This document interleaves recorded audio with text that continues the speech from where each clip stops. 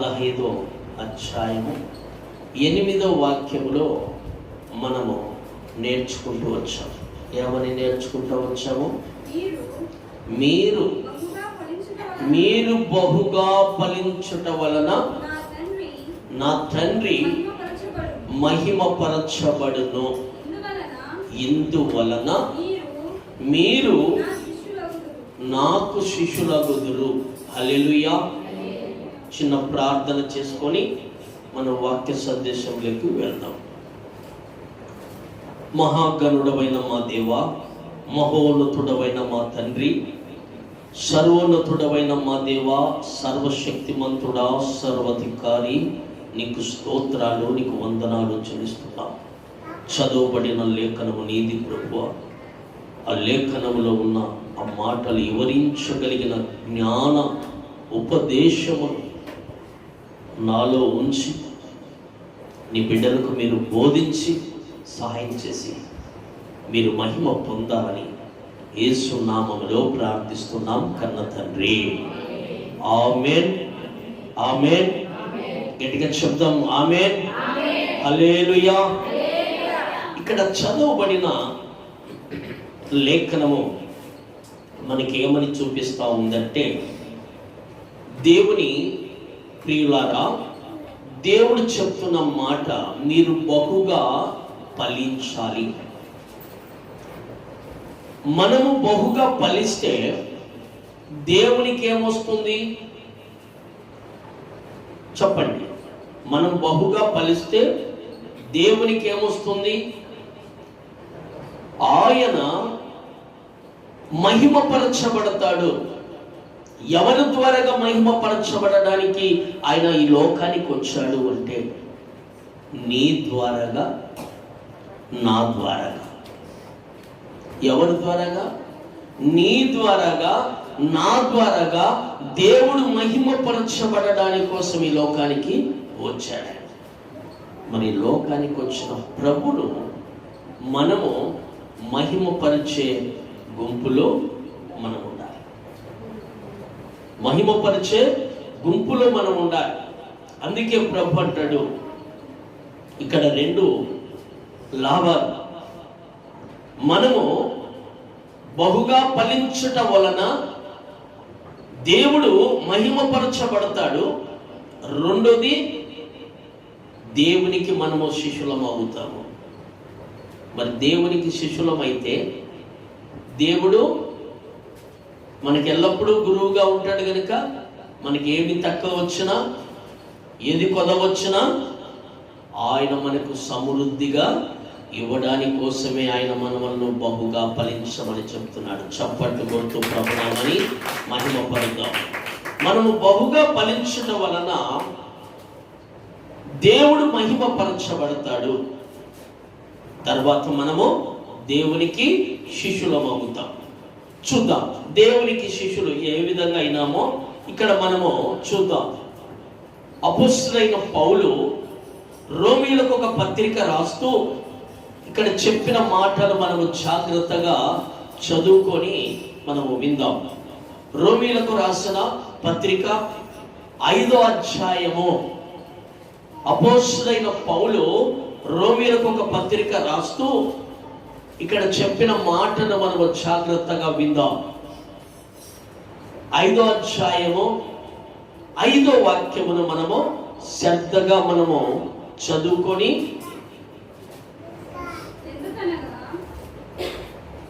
చదువుమా. ఎందుకనగా ఈ నిరీక్షణ మనలను సిగ్గుపరచదు, మనకు అనుగ్రహింపబడిన పరిశుద్ధాత్మ ద్వారా దేవుని ప్రేమ మన హృదయములలో కుమ్మరింపబడి ఉన్నది. చప్పట్లు కొడుతూ ప్రభునామాన్ని మహిమపరుద్దాం. దేవుని ప్రేమ, పరిశుద్ధాత్మ ఎవరిలో కుమ్మరించబడతా ఉంది? బహుగా ఫలించే వారిలో. బహుగా ఫలించని వారిలోనా? కాదు. బహుగా ఎవరైతే ఫలిస్తారో వారి హృదయములలో పరిశుద్ధాత్మ కుమ్మరించబడతా ఉందంట. నా హృదయము మనము బహుగా ఫలిస్తే, నువ్వు బహుగా ఫలిస్తే, నేను బహుగా ఫలిస్తే మన హృదయములలో పరిశుద్ధాత్మను కుమ్మరిస్తాడంట. మనం చాలా మంది పడిలతో కొలతలు తీస్తూ ఉంటాం. కొలత వేసేటప్పుడు ఏం చేస్తాము, ఇట్లా ముంచి ఇట్లా తీసినప్పుడు మళ్ళీ పోసినప్పుడు ఏమవుతుంది, పొలిరిపోతుంది. ఆ విధంగా పరిశుద్ధాత్మ నీ హృదయములో కుమ్మరించబడాలని దేవుని వాక్యము సెలవిస్తా ఉంది. దేవుని ప్రియులారా, దేవుడు చెప్తున్న మాట, నీ హృదయమును పరిశుద్ధాత్మతో నింపాలని కోరుకుంటున్నాడు ఆయన. నీ హృదయాన్ని పరిశుద్ధాత్మ చేత నింపాలని ఆయన కోరుకుంటున్నాడు. కానీ నీవు ఎప్పుడైతే ఫలిస్తావో, నువ్వు ఎప్పుడైతే ఫలిస్తావో, నీ హృదయమును పరిశుద్ధాత్మ చేత నిన్ను నింపి బలపరిచి ఆయన వాడుకుంటాడు. ఎందుకంటే ఆయన మహా పరిశుద్ధుడు, ఆయనలో ఎక్కడ పాపము లేదు.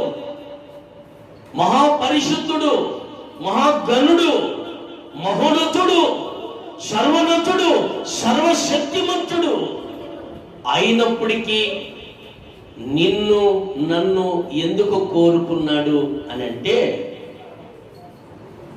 నిన్ను నన్ను భూమి మీదకి పంపించాడు. ఆయన భూమి మీదకి పంపించాడు గనుకనే మనము బహుగా ఫలిస్తే తండ్రి మహిమపరచబడతాడు. తండ్రి మహిమపరచబడితే ఆయన ద్వారాగా మనము ఆయనకు శిష్యులమవుతాం. శిష్యులము అనగా చాలా మంది రాజకీయ నాయకులకు శిష్యులు ఉంటారు. ఇటు నా ముఖ్య శిష్యుడు అంటాడు. కొద్ది రోజులకు పదవి పోయినాక ముఖ్య శిష్యుడు అవుతాడా? మళ్ళీ ఏదన్నా పోయి అడిగితే కొంచెం కష్టంగా ఉంది, మళ్ళీ తర్వాత చూద్దాంలే అంటాడు. భార్యకు అవసరం వచ్చినప్పుడు వెళ్తే అడిగితే ఆ మాట అంటాడు. భర్తకు అవసరం వచ్చి భార్య అడిగితే భార్యతో ఆ మాట అంటాడు. పిల్లలకు అవసరం వచ్చి పిల్లలు అడిగిన ఆ మాట అంటాడు. అయితే నేను ప్రకటిస్తున్న దేవుడు ఎక్కడే గాని ఏ ఒక్కటి తక్కువ లేకోకుండా నిన్ను, నీ హృదయమును పరిశుద్ధాత్మ చేత నింపాలని కోరుకుంటున్నాడు. చప్పట్లు కొడుతుంటావు మరి మనకు.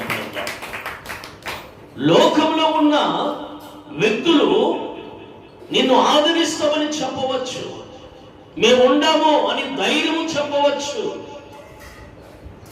మేము పోషిస్తామని ధైర్యం చెప్పవచ్చు, మేముండాం భయపడవద్దని భరోసా ఇవ్వచ్చు. కానీ కొద్ది రోజులకు చెప్పిన వారందరూ ఏమైపోతారు, దూరం అయిపోతారు. చెప్పిన వారందరూ ఏమైపోతారు, దూరం అయిపోతూ ఉంటారు. ఎందుకు దూరం అయిపోతారు అని అంటే, మన మనసులో గనక పోషించడానికి మనకు శక్తి బలము చాలదు గనక మనము దూరం అయిపోతూ ఉంటాం. మనము దగ్గరగా చేర్చుకోవాలని మన కొరకే వచ్చి, ఆయన ఎవరి కొరకో కాదు, మానవుల కొరకే వచ్చి మానవులను బ్రతికించడానికి, మానవులను రక్షించడానికి ఈ లోకానికి వచ్చిన ప్రభు ఆయన అంటున్నాడు, నువ్వు బహుగా ఫలించుట వలన, నీవు బహుగా ఫలించుట వలన నాకు మహిమపరచబడతారు. రెండోదిగా మీరు నాకు శిష్యులు అవుతారు అంటున్నాడు. ఇక్కడ ఏమంటున్నాడు తెలుసా? పేతురుతో ఒక మాట అంటున్నాడు ప్రభు, నువ్వు భయపడవకు. ఇప్పుడు దాకా చేపలు పడుతున్నావు కదా, చేపలు పట్టాల్సిన అవసరం లేదు, ఇంకా మనసులో పట్టే జాలరిగా నేను చేస్తానంటున్నాడు. అంతే. ఈరోజు మనము కష్టపడతా ఉండొచ్చు, ఈరోజు మనం బాధపడతా ఉండొచ్చు, ఈరోజు మన కుటుంబాన్ని పోషించుకోలేక ఎన్నో ఇబ్బందులు, ఎన్నో బాధలు ఎదుర్కొంటూ ఉండొచ్చు. నువ్వు ఆయన కలిగి ఉంటే ఆయన ఏదో ఒక మార్గము తెరుస్తాడు. నీకు మార్గాన్ని తెరచి నిన్ను, నీ కుటుంబాన్ని పోషించడానికి సమసిద్ధంగా ఉన్నాడు ఆ ప్రభు సమసిద్ధంగా ఉన్నాడు. మనుషులు నీకు సపోర్ట్ చేస్తామని చెప్పచ్చు, మనుషులు నిన్ను ఆదుకుంటామని చెప్పచ్చు. కొద్ది రోజులు ఆదుకుంటారు, కొద్ది రోజులు మాకే బరువు అవుతా ఉంది, మా కుటుంబానికే బరువు అవుతా ఉంది, మా పిల్లలతో ఇట్లుంది, మా పెద్దలతో ఇట్లుంది అని చెప్పేసి ఏం చేస్తారు? వల్ల తప్పిపోతారు. అయితే మన దేవుడు పరిశుద్ధాత్మ చేత నీ ఆత్మను నింపుతాననే ప్రభు ఆయన ఎన్నటికీ నింపకుండా ఆగేవాడు కాదు. ఆయన మాట ఇస్తే మాట తప్పేవాడు కాదు. ఆయన మాట ఇస్తే మాట తప్పేవాడు కాదు. నేను ఒక అమ్మకు ప్రార్థన చేశాను బద్వేల్లో ప్రార్థన చేస్తూ ఉంటే ఆ అమ్మకు దాదాపు 10 రోజుల నుంచి స్వస్థత లేక ఎంతో బాధపడుతూ ఉంది, వేదన పడుతూ ఉంది, దుఃఖపడుతుంది. నమ్మకం లేదేమయ్యా, నా పరిస్థితి ఇలా ఉంది, నాకు 3 జ్ఞాదర బిడ్డలయ్యా అని చెప్తే నేను ప్రార్థన చేశాను. ఈరోజు ప్రార్థన చేస్తున్నానమ్మా, అపవాదితో ఈరోజు నేను పోరాడతాను, నువ్వు మాత్రం భయపడవద్దు, ధైర్యంగా ఉండి ప్రార్థన చేస్తానని ప్రార్థన చేశాను. ఆ రోజు ప్రార్థన చేశాను. తెల్లారుచావున కూర్చున్న ప్రార్థనలో 3 గంటల ప్రార్థనలో కూర్చుంటే నా ప్రభు చూపిస్తున్నాడు, ఆమెకు 2 బొటికి నీళ్లకు దారాలు కట్టినట్టు చూపిస్తున్నాడు. బొటికి నీళ్లకు దారాలు కట్టేది ఎవరికి?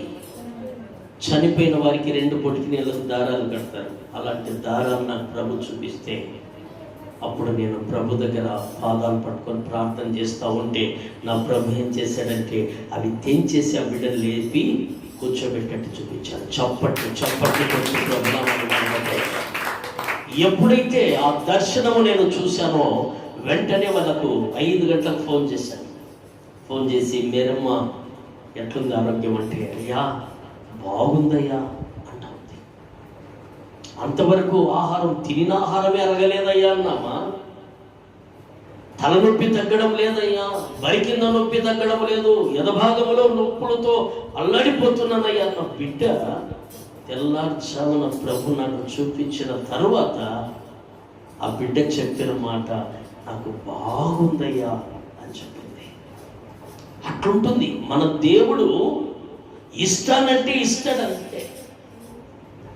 ఇస్తా నీకు అని చెప్పి మాట ఇచ్చాడా, ఖచ్చితంగా ఇస్తాడంతే. నీ కుటుంబానికి స్వస్థత ఇస్తానని చెప్పాడా, తప్పకుండా నీ కుటుంబాన్ని స్వస్థపరుస్తాడు ఆయన.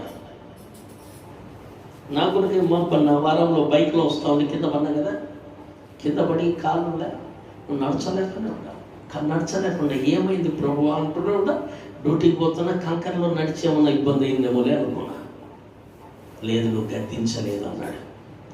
అమ్మో, గద్దించి ప్రార్థన చేయాలని చెప్పాడు ప్రభు అని వెంటనే గద్దించి ప్రార్థన చేశాను. తెల్లవారిపోతే ఏ ప్రాబ్లం అనిపించవా?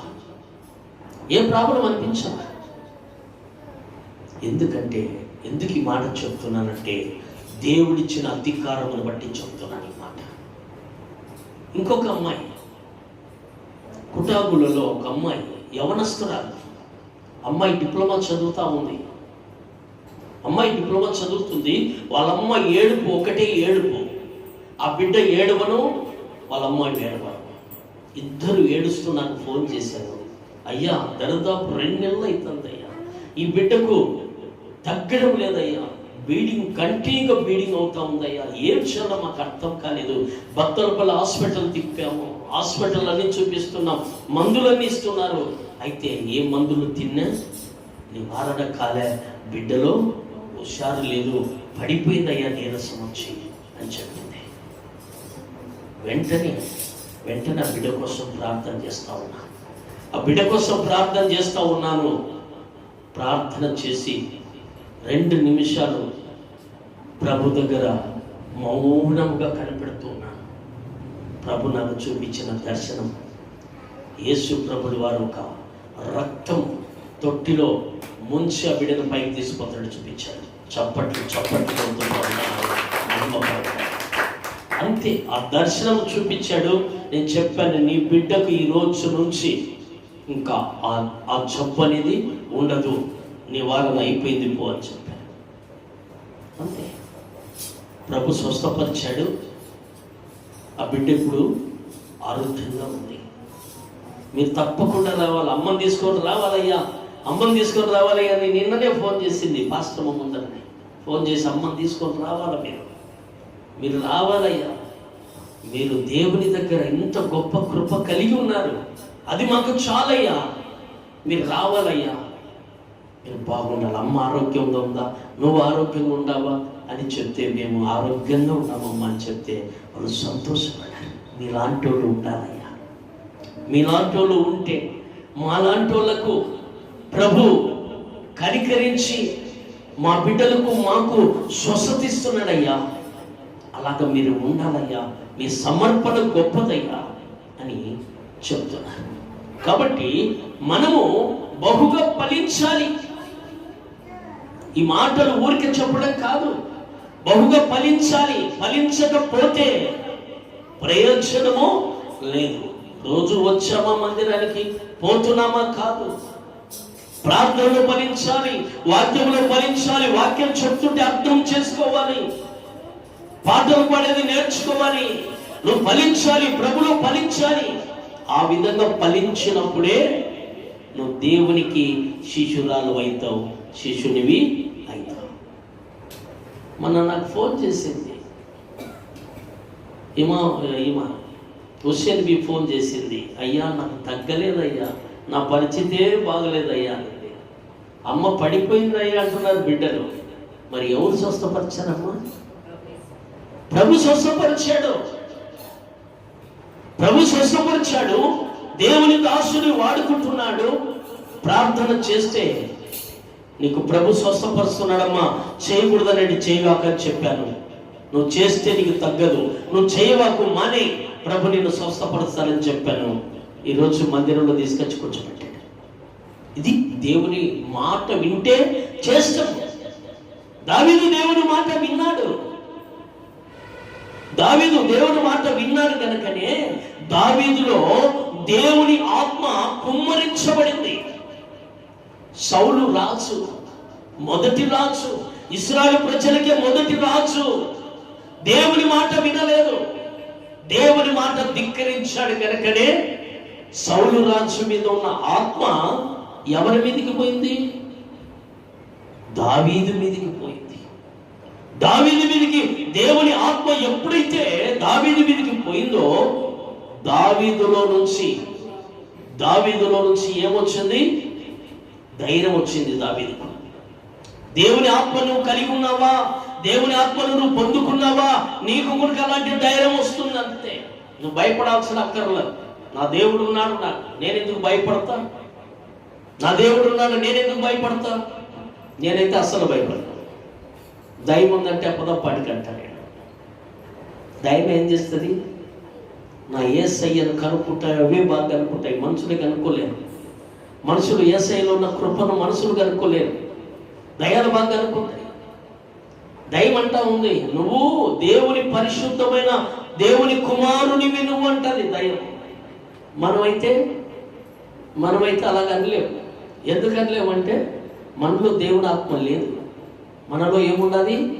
దేవుని ఆత్మ ఉండకపోతే ఏ ఆత్మ ఉంటుంది? చెప్పండి ఒకసారి. దేవుని ఆత్మ మనలో లేకపోతే దైవాత్మ ఖచ్చితంగా ఉంటుంది. దైవాత్మ ఎప్పుడైతే నీకు ఉంటుందో, ఈరోజు మందిరానికి పోతావులే, రేపు పోదాం మందిరానికి. పొద్దునే ఏం లే, వాక్య టైంకి పోదాం. ప్రారంభ ప్రార్థనకి ఎందుకులే, ఏం ప్రార్థనకే పోవాలన్నా, ప్రార్థన అయిపోయినాక వాక్యం 10 నిమిషాలు విని మనం రావచ్చులే, తొందరగా పోవచ్చు, తొందరగా రావచ్చు అని ఉంటుంది. ఎవరాత్మ? అపవాది ఆత్మ. అపవాది గాడు నేను ఫలించకుండా నేను ఇబ్బంది పెట్టడానికి కూడా పోరాడుతూ ఉంటాడు. అయితే నువ్వు దేవుని ఆత్మ కలిగి ఉంటే నువ్వు అపవాదిని జయించగలవు. చప్పట్లు కొడుతూ ప్రభురామని నువ్వు దేవుని ఆత్మ కలిగి ఉంటే అపవాదిని నువ్వు జయిస్తావు అంతే. దావీదు గొలియాతు బలాఢ్యుడు, అలాంటి వాడు ఏం చేశాడు? ఇశ్రాయేలు ప్రజలను తోడనాడుతున్నాడు, తునీకరిస్తా ఉన్నాడు. మీ అందరినీ ఎవరో మీలో ఉన్న గుణగారు ఉంటే రాండి అంటున్నాడు. మా జనాలంతా మీరు గెలిస్తే మా జనాలంతా వచ్చి మీకు సేవ చేస్తారు, మేము గెలిస్తే మీ వాళ్ళంతా వచ్చి మాకు సేవ చేయాలని పరాక్రమం చేస్తా ఉన్నాడు. ఎవరు? గొలియాతు, యుద్ధశూరుడు. గొలియాతు ఎవరు? యుద్ధశూరుడు. మరి దావీదు చిన్న పిల్లోడిలో దేవుని ఆత్మ ఎప్పుడైతే ఉందో రోషం వచ్చింది. మా తండ్రి బిడ్డలను నువ్వు మాట్లాడతావా? తునీకరించి మాట్లాడతావా? తోలనాడి మాట్లాడతావా? నువ్వు ఈ విధంగా నువ్వు మాట్లాడుతున్నావు కనుకనే నేను నీ మీదికి విద్యానికి వస్తున్నానని చెప్పి ఏం చేశాడు? అంత బలాఢ్యుడైన గొలియాతును ఒక చిన్న రాయి తీసుకొని ఒడిసెలు పెట్టి కొడితే ఎగిరి పడిపోయాడు. బోర్ర పడ్డాడు. మళ్ళీ బోర్ర పడిన గొలియాతును ఏం చేశాడు తెలుసా? ఖడ్గము లేదు, ఒక ఈట లేదు, దావీదు దగ్గర ఒక ఆయుధము ఏది లేదు. మన దేవుని దగ్గర కూడా ఏ ఆయుధము లేదు. ఇట్లంటానే చక్రం రాదు, ఇట్లంటానే గద రాదు, ఇవన్నీ రావు మన ప్రభుకు. మన ప్రభు దగ్గర గునక ఏ ఆయుధము లేకోకుండానే లోకాన్ని జయించగలిగిన మహాప్రభు లోకాన్ని జయించాడు. శరీరాశను, నేత్రాశను, జీవడమ్మమును ఆయన జయించిన వాడు. కామ కోప మహమాచారాలు లేనివాడు ప్రభు. అలాంటి ప్రభు లోకాన్ని జయించి లోకములో ఉన్న బిడ్డలందరినీ తన బిడ్డలుగా చేసుకోవాలని ఆయన కలవల శిలవలో రక్తము కార్చి ముళ్ళ కిరీటముతో, డొక్కద బల్లెం పోటు, కొరడ దెబ్బలు ఇన్ని వరాయించింది ఎవరి కోసము అంటే తన బిడ్డలు భూమి మీద ఉన్నారు గనకనే ఆ బిడ్డల కోసము ఆయన అంత త్యాగము చేశాడు. ఆ రక్తాన్ని ఆశ్రయించిన వారు, ఆ రక్తములో కడగబడిన ఏ బిడ్డను వదిలిపెట్టాడు ఆయన రక్తంలో కడగబడితే చాలు. ఆ బిడ్డను వదిలిపెట్టేవాడు కాదు ఆయన. ఆ బిడ్డ ప్రార్థన వినకుండా ఉండేవాడు కాదు. ఆ బిడ్డ కుటుంబము నశించిపోతుంటే చూస్తూ ఉండేవాడు కాదు ఆయన. ఆ బిడ్డ కుటుంబాన్ని ఏ విధంగా ఆయన అరిచేతిలో చీల వలె చెక్కుకొని ఆ కుటుంబాన్ని లేవనెత్తి నడిపించగలడు. చప్పట్లు కొడుతూ ప్రభునామని మహిమపడతాం. హల్లెలూయా, హల్లెలూయా. శబరవర యరవర త్వర. దేవుని వాక్యము సెలవిస్తా ఉంది, నువ్వు బహుగా ఫలించాలి.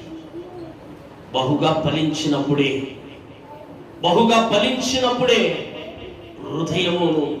నీ హృదయములో పరిశుద్ధాత్మను నింపి ఆయన బలపరిచి వాడుకుంటాడు. మరొక మాట ఇక్కడ చూద్దాం. రోమీయులకు రాసిన పత్రిక 1వ అధ్యాయము చూద్దాం. 1:16 దేవుడు మాట్లాడుతున్న ఒక మాటను మనము జాగ్రత్తగా చూద్దాం. సువార్తను గూర్చి నేను సిగ్గుపడువాడను కాను, ఏలయనగా నమ్మి ప్రతి వానికి మొదట యూదునికి గ్రీసు దేశస్థునికి కూడా రక్షణ కలుగ చేయుటకు అది దేవుని శక్తి అయి ఉన్నది. చప్పట్లు కొడుతూ ప్రభునామని మహిమపడుదాం. హల్లెలూయా. చూడండి, ఈ దేశమోడని కాదు, ఈ తెగమోడని కాదు, ఎవరికైనా దేవుని సువార్త ప్రకటించే బిడ్డలముగా మనం ఉండాలి. దేవుని సువార్తను గురించి నువ్వు సిగ్గుపడితే ప్రభు అంటాడు, నేను గునక నిన్ను దగ్గరికి తీసుకోవడంలో నేను గునక దూరంగా ఉంటా. ఎందుకంటే నా సువార్త ప్రకటించడానికి కోసమే నువ్వు దూరంగా ఉంటే నీకు నాకు ఎంతో దూరం ఉందంటాడు ప్రభు. కాబట్టి ప్రభు ఒక మాట అంటాడు, సువార్త ప్రకటించే వారి పాదములు ఎలా ఉంటాయంట చెప్పండి. బైబిల్ చదువుతూ ఉంటారు కదా కొంతమంది. సువార్త ప్రకటించే వారి పాదములు ఎలా ఉంటాయి? సుందరములాగా ఉంటాయంట. చాలా మంది ఏమంటారు, భలే సుందరంగా ఉన్నావు అంటారు కదా. అలాగా దేవుని వాక్యాన్ని నువ్వు ప్రకటిస్తే, దేవుని వాక్యాన్ని నువ్వు ప్రకటిస్తే, దేవుని వాక్యమును నువ్వు సువార్తగా ప్రకటిస్తే నీ పాదములు సుందరములాగా ఉండాలని దేవుడు కోరుకుంటున్నాడు. నీ పాదములు సుందరములాగా ఉండాలని దేవుడు కోరుకుంటున్నాడు. అందుకు సువార్త ప్రకటించడంలో నేను సిగ్గుపడవని కాను. ఎందుకంటున్నాడు ఆ మాట అంటే, ఇక్కడ పేతురు భక్తుడు అంటున్నాడు ఆ మాట, సువార్త ప్రకటించడంలో నేను సిగ్గుపడవని కాదు. ఈ దేశంలోని కాదు, ఏ దేశములకైనా సరే, ఈ జాతి వాళ్ళనేదే కాదు, ఏ జాతి వాళ్ళకైనా సరే, ఈ భాషలు మాట్లాడే వాళ్ళే కాదు, ఏ భాషలు మాట్లాడినా వాళ్ళందరికీ నేను సువార్త ప్రకటిస్తాను. సువార్త గురించి నేను సిగ్గుపడేవాడను కాను అంటున్నాడు. అయితే సువార్త ప్రకటిస్తే అది పాదములు సుందరములాగా ఉంటాయంట. పాదాలే సుందరముగా ఉంటే ఇంకా ముఖము, పాదాలు సుందరముగా ఉంటే ఆ పాదాలను ఎవరు చూస్తారు? పాదాలే సుందరముగా ఉంటే మనిషి అంతా ఎలా ఉంటావు? నువ్వు దేవునిలో నిగనిగలాడుతూ ఉంటావు. నీ ముఖములో కళలా ఉంటుంది. దేవుని వాక్యం ప్రకటించే ప్రతి ఒక్క వ్యక్తి ముఖంలో కళ ఎలా ఉంటుందంటే చాలా సుందరముగా ఉంటుంది. అలాగా మనం ఉండాలని మన దేవుడు కోరుకుంటున్నాడు. కాబట్టి దేవుని బిడ్డలమైన మనము దేవుని గురించి మనము ప్రకటించటము మనము నేర్చుకోవాలి. మరొక మాట అక్కడ చూద్దాం. 1 కొరింథీయులకు రాసిన పత్రిక, అపోస్తులైన పౌలు కొరింథీయులకు ఒక పత్రిక రాస్తున్నాడు. ఆ మాటలు కనుక మనము జాగ్రత్తగా చూద్దాం. 9వ అధ్యాయము 9:16లో చూద్దాం. 9:16 వచనములో చూద్దాం. నేను సువార్తను ప్రకటించుచున్నాను, నాకు అతిశయ కారణమేమీ లేదు. సువార్తను ప్రకటింపవలసిన భారము నా మీద మోపబడి ఉన్నది. అయ్యో నేను సువార్తను ప్రకటింపక పోయిన ఎడల నాకు శ్రమ. చూడు ఎంత చక్కనైన మాట చెప్తున్నాడో. సువార్త ప్రకటించాల్సిన బాధ్యత మన మీద ఉంది. ఎవరి మీద ఉంది బాధ్యత? మనందరి మీద ఉందా లేదా?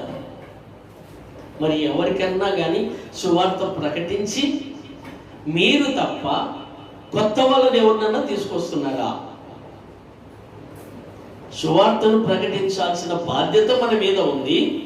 సువార్తను ప్రకటించి దేవుడు నిజమైన దేవుడు, ఆయన రక్షకుడు, నన్ను నా కుటుంబాన్ని కాపాడాడు, నిన్ను నీ కుటుంబాన్ని కాపాడుతాడు అని చెప్పడమే సువార్త.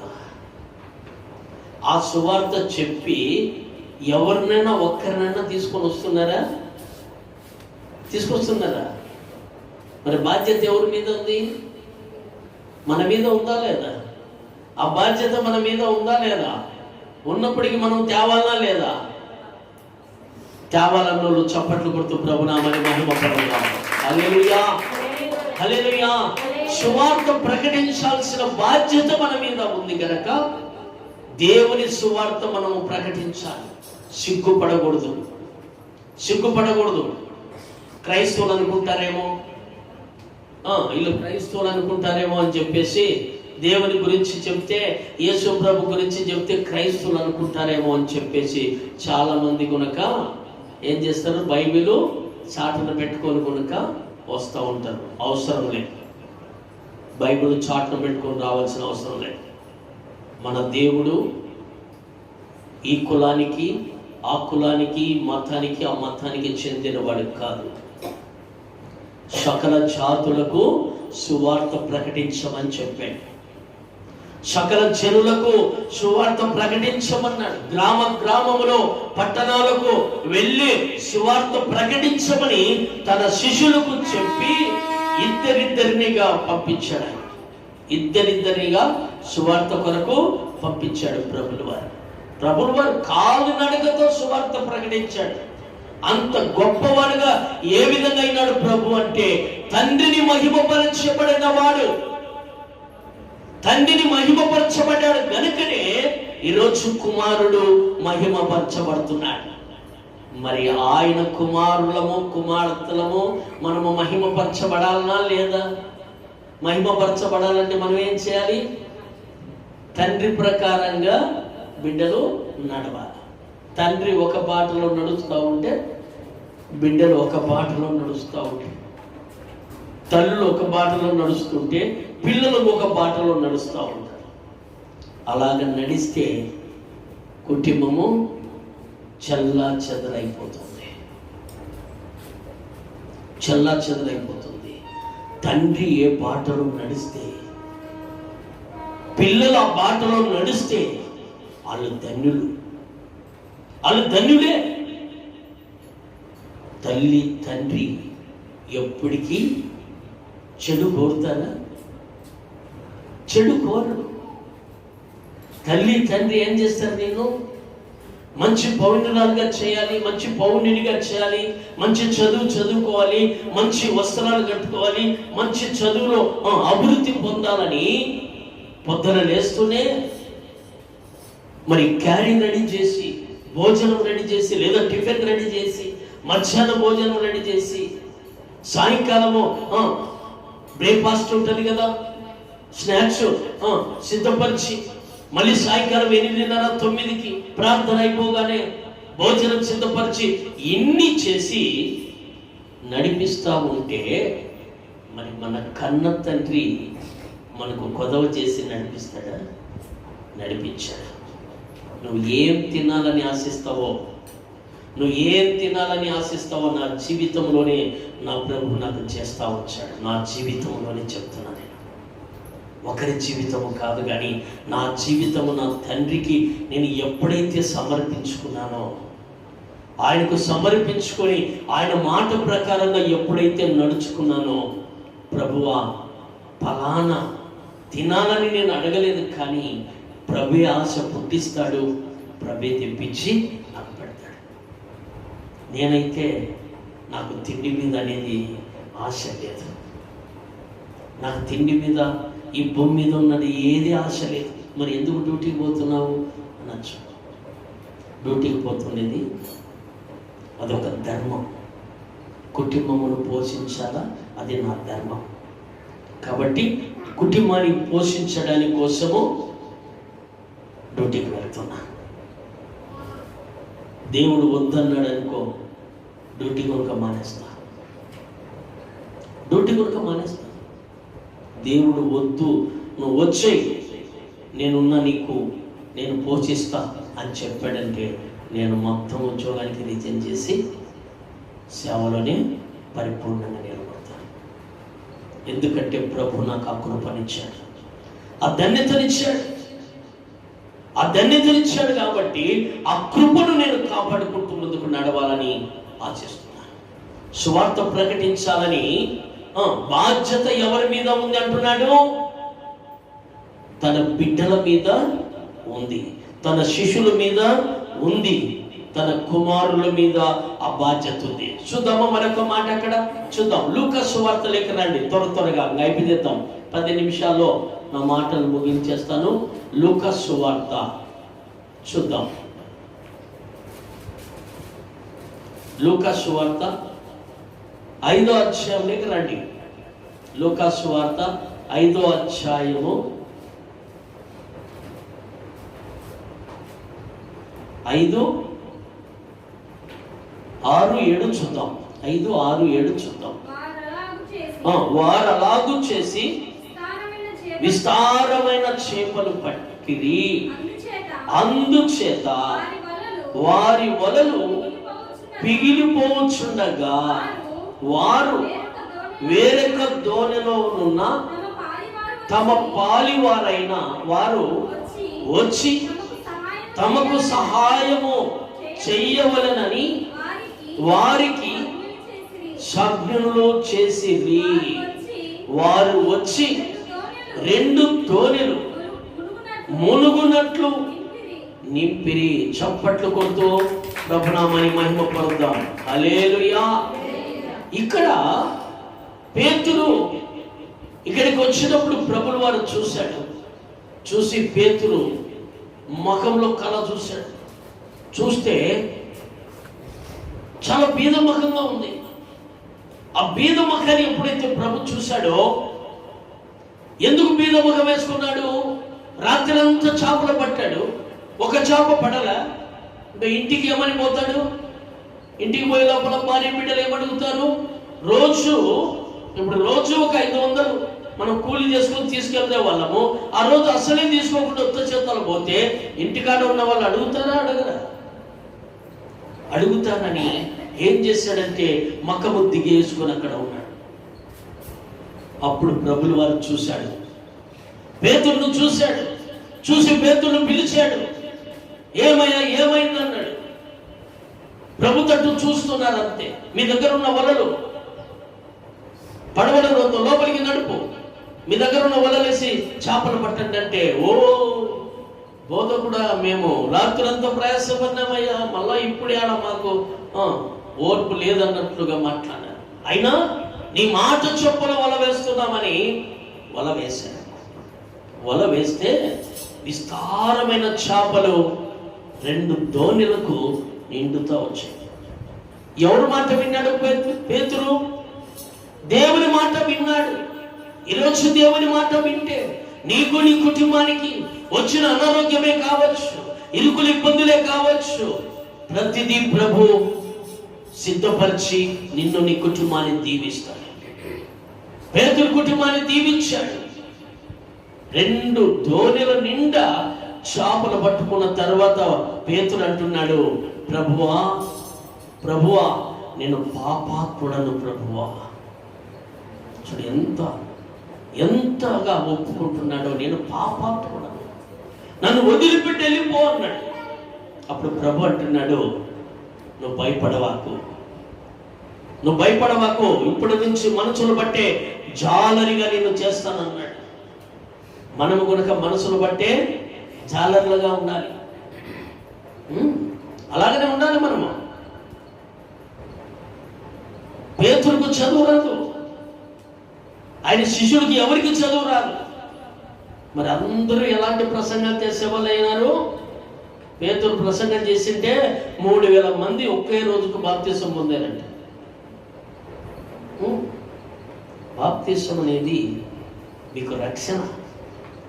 బాప్తిసం పొందితే పాస్టర్కి ఏమైనా వచ్చదేమో, మేము బాప్తిసం పొందితే అని మీరేమన్నా మనసులో అనుకుంటారేమో. నేను బాప్తిసం పొందని నేను చెప్తే, బాప్తిసం పొందినంత మాత్రాన నాకు వచ్చిన లాభము ఏమన్నా ఉంటుందా?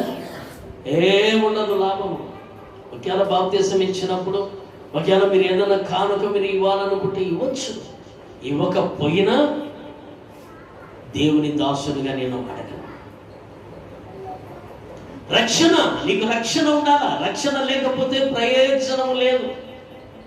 ఈరోజు విజయవాడ పట్టణంలో, విశాఖపట్నం, విజయవాడ, కాకినాడ, అదంతా ఏమైపోయింది తెలుసా? జలప్రయం అయిపోయింది. మనుషులు మునిగిపోయినారు, కొంతమంది ఇళ్లలోనే చనిపోయినారు, ముసలోళ్ళు బయటికి రాలేక కనుక చనిపోయినారు, కొంతమంది చిన్న బిడ్డలు చనిపోయినారు, లెక్కలేనంత మంది కొట్టుకొని కొనుక పోయినారు, కనపరాకుండా కొనుక పోయినారు. మరి అలాంటి జలప్రయం వస్తే మన వాళ్ళు ఎవరు కాపాడతారు? మా అమ్మ పనికి పో అంటుంది, నేను పనికి పోతే మా అమ్మ కొట్టాడుతుందని నేను పనికి పోయినానయ్యా అంటే, ఈరోజు మీ అమ్మ కొట్టాడుతుందని నువ్వు పనికి పోతావు. రేపు నిన్ను ఎవరు రక్షించుకున్నవాడు ఎవరున్నా ఉండాలా? ఎవరున్నా? ఎవరు రక్షించలేరు. తల్లిని బిడ్డలైనా రక్షించలేరు, బిడ్డలను తల్లినైనా రక్షించలేదు.